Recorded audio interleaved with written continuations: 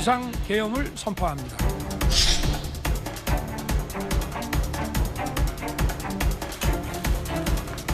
주문, 피청구인 대통령 윤석열을 파면한다.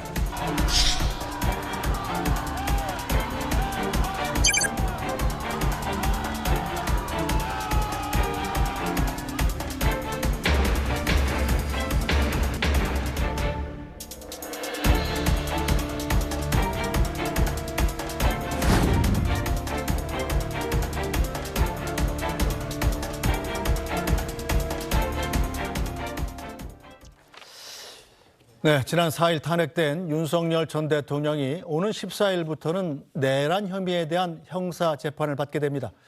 헌법재판소가 내란 혐의 관련 일부 사실관계를 인정한 만큼 윤석열 전 대통령 형사 재판에도 영향을 줄 전망입니다. 또 불소추 특권이 사라졌기 때문에 윤석열 전 대통령은 재임 중에 불거졌던 다른 사건에 대해서도 수사를 받게 될 걸로 보입니다. 관련 내용 이고은 변호사와 함께 자세히 짚어보겠습니다. 변호사님 어서 오세요. 안녕하세요. 네, 자 오늘 14일이네요. 벌써 이 첫 공판기일 내란죄 관련한 형사재판 공판기일이 잡혔습니다. 자, 이 자리에 윤석열 대통령이 반드시 출석을 해야 된다고요? 네, 그렇습니다. 윤석열 대통령 관련하여서는 그간 공판 준비기일만 진행이 되어 왔습니다. 공판 준비기일 때는 말 그대로 그 절차상 이 진행 사항에 대해서 논의하는 자리이기 때문에 피고인의 직접 출석 의무가 없습니다. 그렇지만 공판기일 같은 경우엔 다른데요. 공판기일부터 1심 재판 선고기일까지는 피고인이 직접 출석을 해야 되는 그런 상황입니다.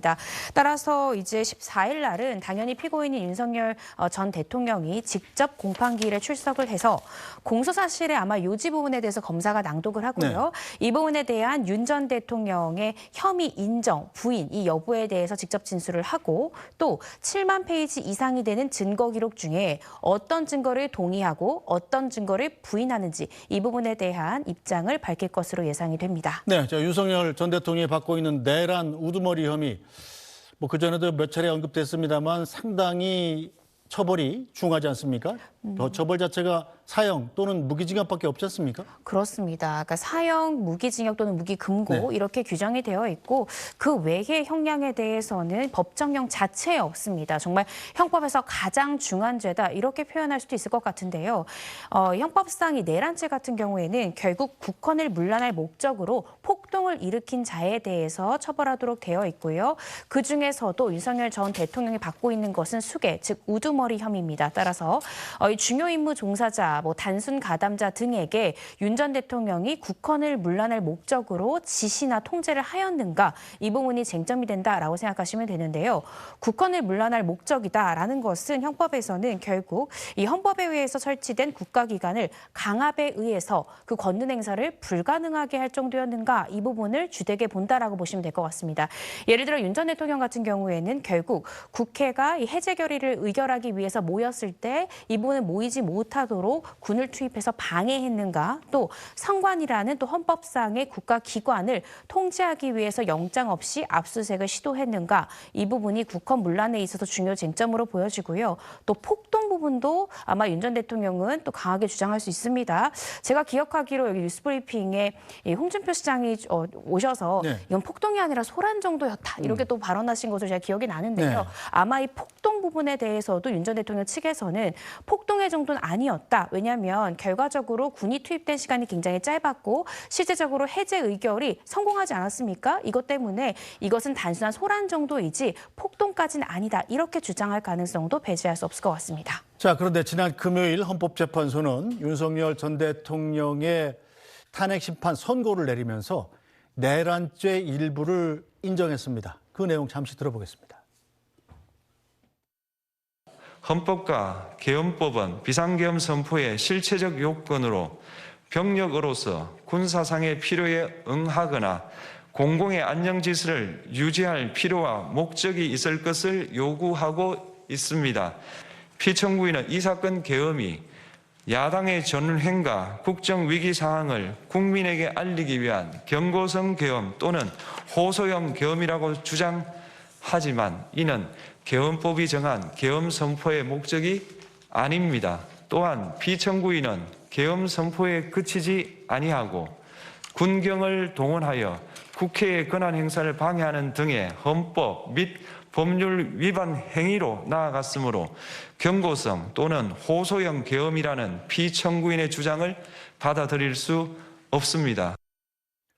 네, 헌법재판소의 탄핵 심판과 형사재판은 전혀 별개의 재판입니다만 헌재의 판결문에서 볼 수 있듯이 내란죄 일부를 인정한 셈이지 않습니까? 그렇다면 이것이 헌법재판소의 판결 자체가 이 형사재판에도 영향을 준다 이렇게 봐야 됩니까?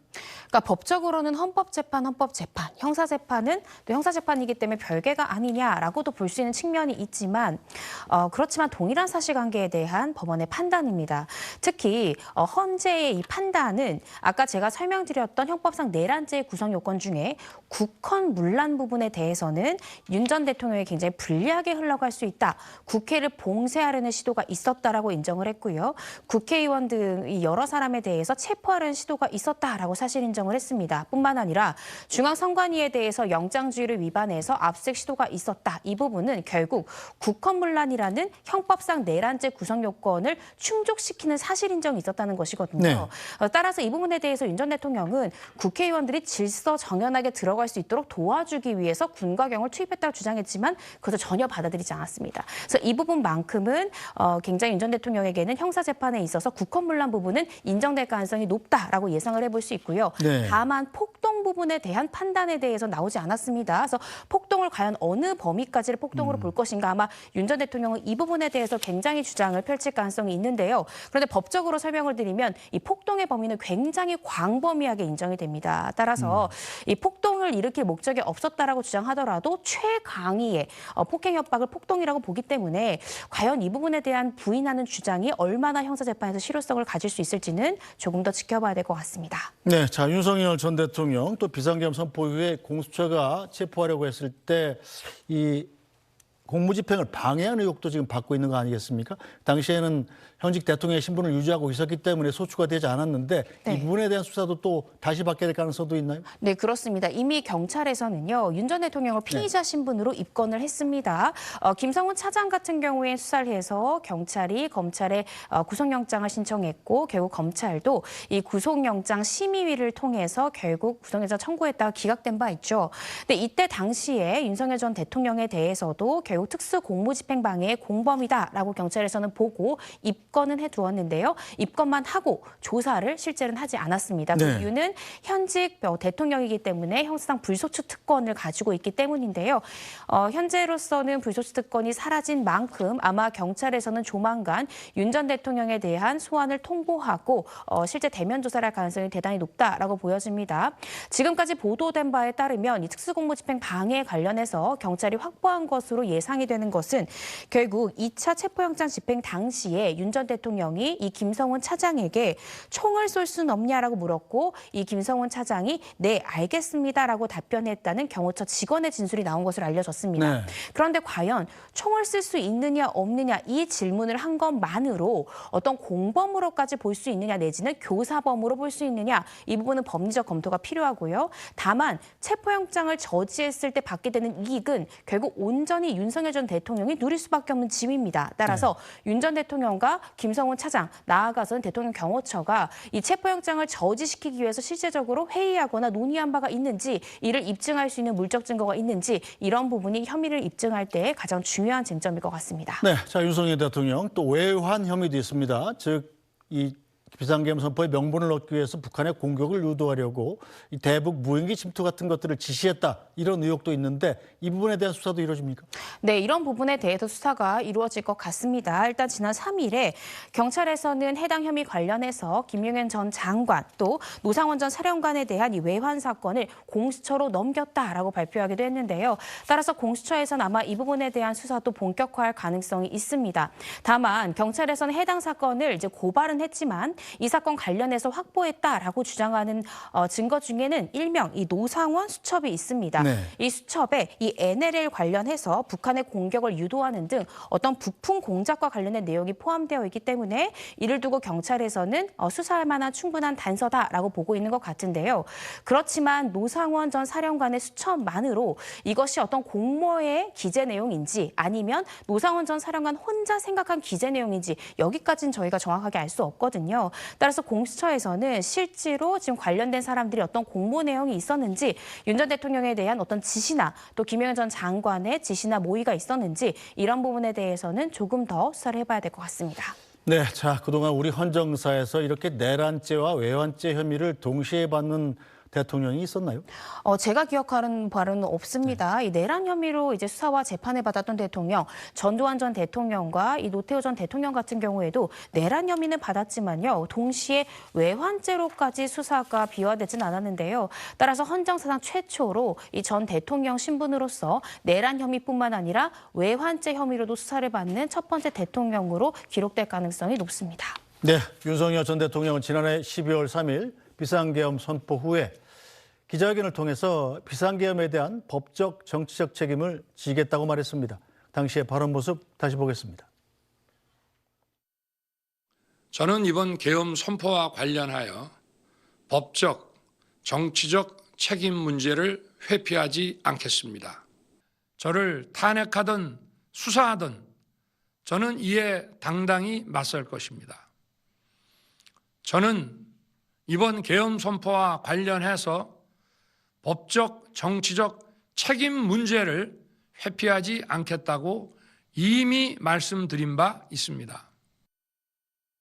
네, 저 얘기를 할 때까지만 해도 현직 대통령 신분이 유지됐었기 때문에 이른바 대통령에 대한 형법상 불소추 특권이 유지되던 상황이었고, 네. 자, 지금부터는 자연인으로 돌아갔기 때문에 그 내란 외환 혐의를 제외한 다른 혐의에 대해서도 수사가 이루어질 예정인 거죠? 네, 그렇습니다. 일단 빠르게는요, 현재 지금 받고 있는 형사재판에 이 직권남용 혐의가 제외가 됐습니다. 검찰에서는 해당 혐의에 대해서는 불소추 특권 때문에 문제가 될 것을 우려해서 직권남용 부분은 빼고 지금 이 내란의 수개 혐의로만 기소를 한 상황인데요.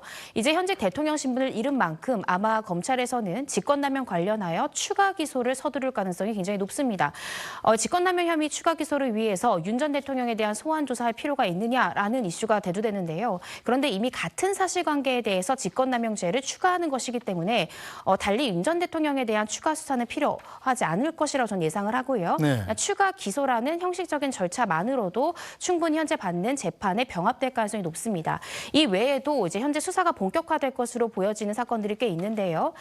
지금 이 윤석열 전 대통령 부부 관련한 김영선 전 의원의 공천에 있어서 개입했다, 이 의혹이 있습니다. 우리가 소위 명태균 게이트라고 불려지는 이 부분에 대한 수사가 본격화될 가능성이 굉장히 높다라고 보여지고요. 이외에도 순직 해병 관련해서 수사에 대해서 외압을 행사했는지 이 부분에 대한 수사도 본격화될 가능성이 굉장히 높습니다. 그 이외에도 아까 제가 설명드렸던 이 외환죄 혐의 관련해서도 공수처에서는 또 빠르게 수사를 진행할 가능성이 높아서요. 아마 윤석열 전 대통령 같은 경우에는 현재 계속되고 있는 형사재판도 방어를 해야 되지만 지금 다수의 수사 중인 사건들이 속도감 있게 진행될 가능성이 높아서 수사 대비에도 만전을 기해야 되는 그런 상황입니다. 네, 자, 이른바 명태균 게이트 의혹 수사 본격화될 걸로 보이는데요. 관련 내용 리포트로 잠깐 보겠습니다. 윤석열 전 대통령은 지난 2022년 보궐선거 당시 김영선 전 의원 공천에 개입했다는 이른바 명태균 의혹에 대해 이렇게 해명했습니다. 저는 그 당시에 공관위원장이 우리 정진석 비서실장인 줄 알고 있었어요. 그만큼 저는 당의 이런 공천에 관심을 가질 수 없었고. 그러나 검찰이 확보한 2분 32초짜리 통화 녹음 파일엔 이와 배치되는 정황이 담겨 거짓 해명 논란이 일었습니다.